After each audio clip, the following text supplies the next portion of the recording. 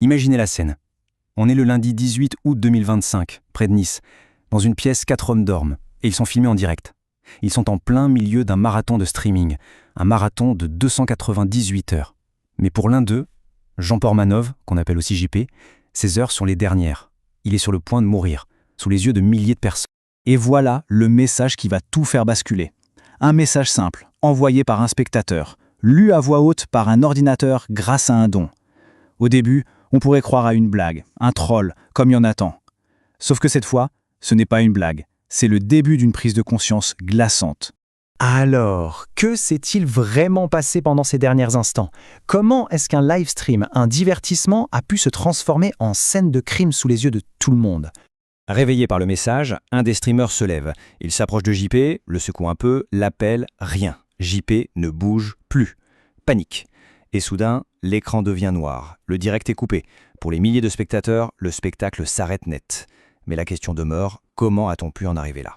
Pour le comprendre, il faut revenir en arrière. Il faut savoir qui était Jean Portmanov, ou plutôt Raphaël Graven, son vrai nom.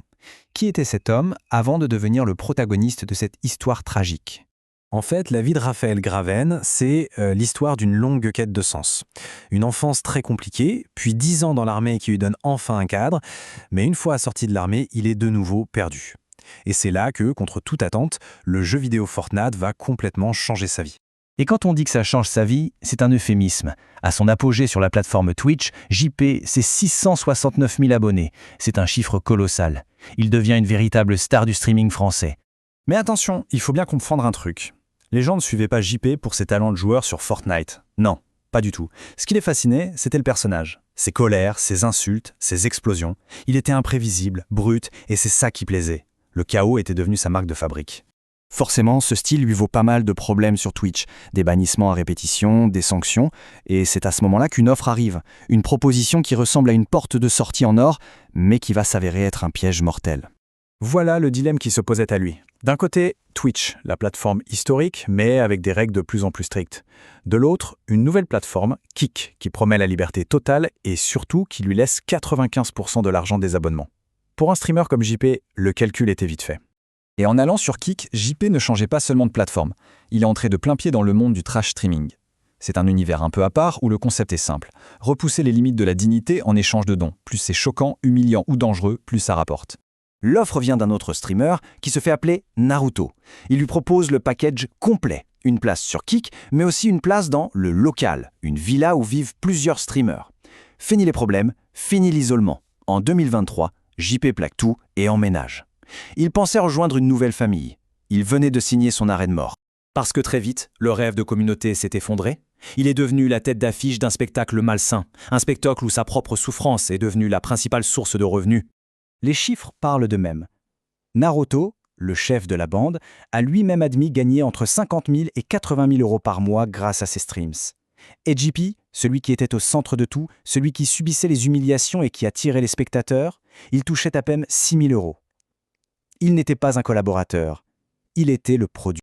Et le prix à payer pour ces 6 000 euros était exorbitant. Ça a commencé par des moqueries, des insultes sur son intelligence, puis ça a escaladé. Humiliation publique, comme lui raser le crâne en direct. On s'est moqué de son âge, de sa solitude, de son rêve d'avoir des enfants. Et puis, la violence est devenue physique. Des gifles, des étranglements, des décharges de taser.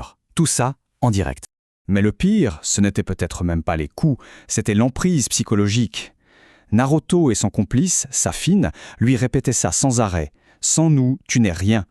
Ils l'ont isolé, rabaissé, jusqu'à lui faire croire qu'il leur devait tout. Alors qu'en réalité, c'est lui qui avait construit sa carrière bien avant de les connaître. Et le plus tragique dans tout ça, c'est qu'il a tenté de s'en sortir. Il a appelé sa mère, mais ses messages ont été interceptés et tournés en ridicule en plein live.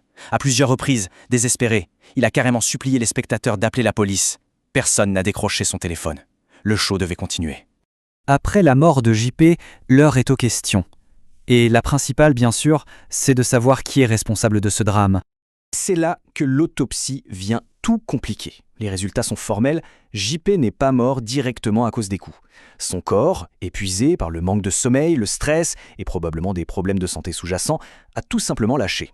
D'un point de vue légal, ça change tout. Il devient très difficile de poursuivre ses bourreaux pour homicide. Alors, à qui la faute? La vérité, c'est que la responsabilité est partagée.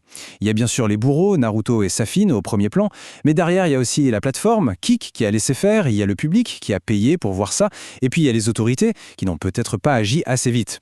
C'est tout un système qui a failli. Le rôle de Kik en particulier pose question. La plateforme avait été alertée des mois plus tôt par des journalistes, mais elle n'a rien fait. Après la mort de JP, elle publie un message de condoléances avant de rouvrir les chaînes des agresseurs 2 jours plus tard dès que l'autopsie les arrange. Il a fallu que le gouvernement français intervienne pour que les chaînes soient fermées pour de bon. Au final, cette histoire dépasse largement le cadre d'un simple fait divers sur Internet et nous projette dans un scénario digne de la série Black Mirror. Sauf que là, c'est la réalité. Lisez ce commentaire laissé par un spectateur pendant un live. T'as pas séché, JP on se fait chier. En clair, il demande qu'on frappe JP parce qu'il s'ennuie. C'est glaçant. Ça montre que le public n'était pas juste un témoin passif, il était un acteur, un commanditaire de la violence. Tout ça nous amène à une question beaucoup plus large. À quel moment a-t-on accepté que la souffrance humaine puisse devenir un produit de consommation, un contenu comme un autre? L'histoire de JP, c'est l'illustration la plus extrême d'une dérive où l'on a transformé la cruauté en un véritable business. Et cette histoire, au fond, nous renvoie à notre propre responsabilité. Le trash streaming n'existe que parce qu'il y a des gens qui regardent. Chaque clic, chaque vue, chaque don, c'est un vote. Un vote pour un certain type de contenu. Alors la prochaine fois qu'on sera en ligne, il faudra peut-être se poser la question, pour quel monde suis-je en train de voter ?